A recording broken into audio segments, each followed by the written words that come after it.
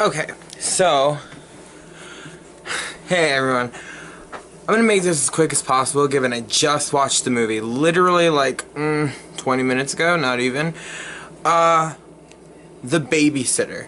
Okay, it's a Netflix movie, so I don't know if it has much of a following, but I just watched it. Out of curiosity, of course. I had no idea what to expect, but the first thing I'm going to say about it, it's definitely worth a watch. Especially if you like those crazy, campy, comedic horror films that are kind of gory, but it's super over the top, and it's just, all of it's kind of playful and fun, and at the same time, it's just so ludicrous and crazy and unrealistic that it's just, it's enjoyable. It's a longer movie, which, you know, surprised me even so, but hey, it's entertaining throughout. So anyway, basically for people who I guess don't know, the basic plot is synopsis for this film is, a young boy, he's supposedly 12, but he looks like he's 15 and talks like he's 24. He has an extremely hot babysitter, you know, every guy's dream, and, you know, the bitch is great, she defends him, he's a pussy, literally they call him that multiple times, and he's got all these fears he needs to confront and be a man and blah blah fucking blah, kinda nerdy, but kinda not, I don't know. But anyway, she comes over one night, his parents are going to go fuck somewhere because they don't fuck in the house, I guess, they're odd, but basically when she comes over, she's awesome, she's everything you would want in a babysitter, and a fucking friend. And I was actually siding with her on that front, but then, as soon as she puts him to bed, she attempted to knock him out via giving him alcohol, giving a 12-year-old alcohol that was drugged. And when she does this, he spies on her because everybody claims your babysitters have sex and shit like that whenever you're asleep. So, to prove his friend's point, who told him that, he stays up to watch her. So he watches her and there's like a crazy erotic game of spin the bottle going on, but during that game, all of a sudden a cute young nerdy guy, who is the sacrifice of the evening, gets stabbed in the head and killed by said babysitter. And he is the official sacrifice. You then find out that all these people are kind of like a cult, but not really an established one. They all have big dreams that they want to accomplish. So she's following the satanic book of verses in which it talks about a satanic ritual to do, in which you have to get the blood of an innocent and I guess the blood of a sacrifice, mix it together, make a wish, yada yada yada, drip it on the page, and boom shakalaka, your wish, it comes true. They all have stupid wishes. Fucking course, it's a comedy. Yeah, so anyway, they get the blood of the innocent and everything, but then he, the young boy, the innocent, he kind of rebels. He starts to fight back. And from then on, without giving too much away just yet, it turns into this frenzy of all these dumb jock cheerleader whores and wannabe rappers and Asians, hunting this innocent kid down now because he fucked their whole plan up. They kill cops, they do a whole bunch of fucked up shit. Shit I didn't even see coming.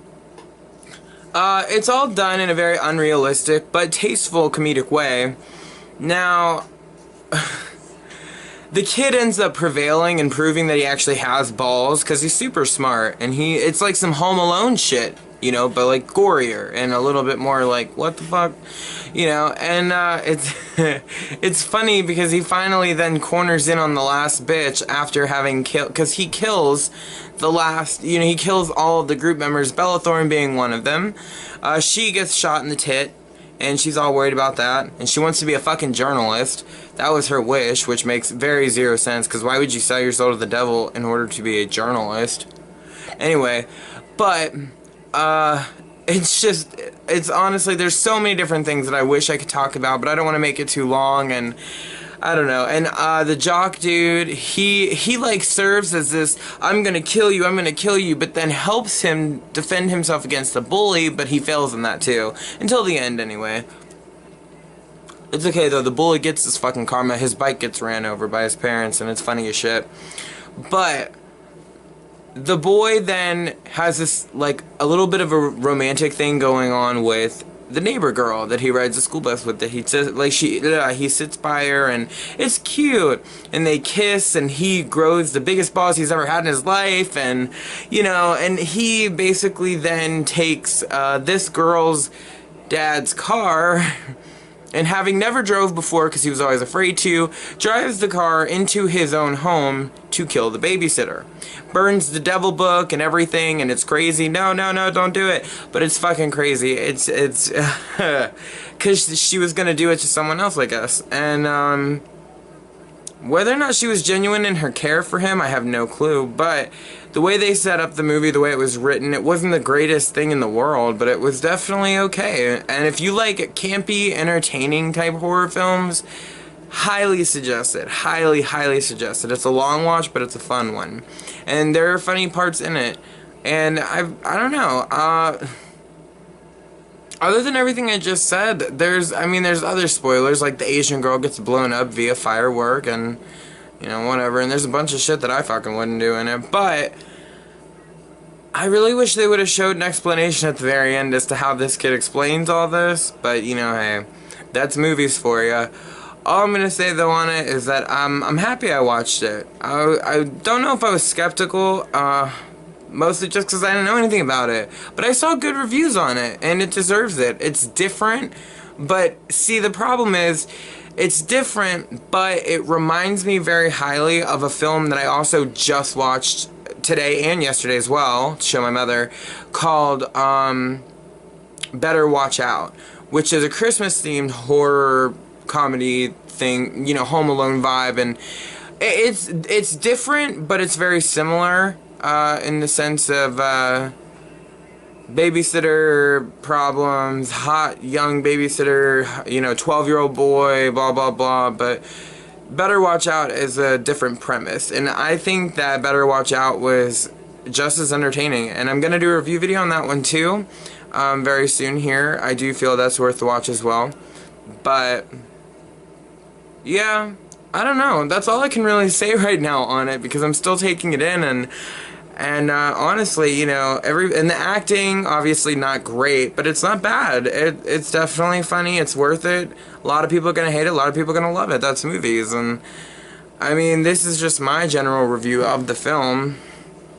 You know, the boy has this like developmental journey through all this bullshit in which he learns who he is and strengthens and is no longer a quote pussy, you know, like as he's called throughout the whole film, and you know, and that's just that. I mean, it's a good moral, and hey, he's really nerdy, so I guess a lot of people can relate.